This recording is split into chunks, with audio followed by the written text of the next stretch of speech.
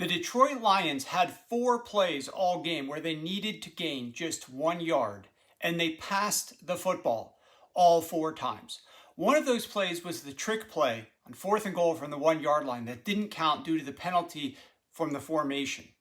The other 3 ended the game as they were on 2nd and 1, 3rd and 1, and 4th and 1 with 2 minutes and 14 seconds, 2 minutes and 7 seconds, and 2 minutes and 3 seconds left in the game. Now, I'm mentioning those times for a reason. That is the best time to be running the football on a short yardage situation on the other side of the 2-minute warning, because the clock is going to stop regardless of what play is called or regardless of whether you're tackled in bounds or not. As a result, you get a free timeout, so you might as well call the best play to pick up that first down, which would be a run play in that situation in short yardage with 1 yard to go.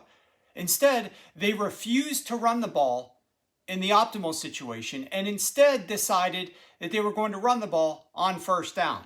54% of their first downs in this game, they called run plays. 77% of the first downs in the first half, they called run plays. Those runs averaged negative 0.1 EPA per rush and had a 39% success rate.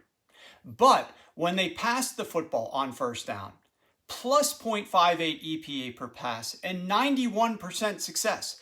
Jared Goff was 11 for 11 and averaged 11 yards per attempt on first down passes. Now, you know last week how I mentioned that the Chiefs were number 32 in the NFL versus play action, and that the Lions had been using it at the number 1 highest rate. Well, the Lions used play action on just 29% of their early down passes, 17th in the NFL last week. Detroit could have easily shifted those first down runs, which were horrible, into first down passes, which were outstanding, the best in the NFL. In fact, 55% of their first down passes gained another first down in the process. This was one of the first big games with John Morton calling the shots and needing to scheme up something against a good defense on the other side of the ball. He failed miserably. Too many runs when they should have passed the football. Too many passes when they should have just picked up a quick run and scored. Which brings me back to that play on 4th and 1 where they decided to throw the pass. They were utilizing a personnel grouping with a formation and Jared Goff going under center that they thought was legal, but it turns out was not actually legal. They decided to call a play like that when they needed just 1 yard to punch it in. You would think of any point in time, that's the opportunity when you march the ball 70 yards down the field against the Kansas City Chiefs defense, that you would just lean on the run and punch it in. Instead, they resorted to trickery, utilizing a play that was not even legal, and it failed. It's one thing to call such a play at the very end of a game. It's a low-scoring game, and you're not really sure if you're going to be able to score or not without the aid of such a play.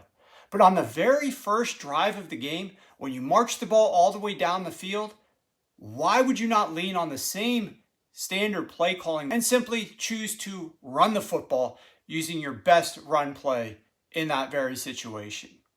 I don't really understand what John Morton was doing to start the game, because that offense was humming when it needed to be.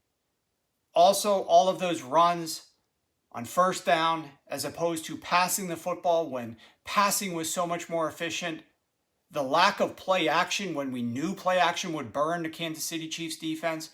Too many things that were concerning to me about this one for me to stay silent. Hopefully, the Detroit Lions and John Morton specifically learn from this, utilize more of their best plays moving forward, and try to be as efficient as possible based upon the opponent that they're taking on, and scheme up an offensive game plan dialed directly to the weakness of that opposing defense, rather than just leaning on what you want to do when you want to do it.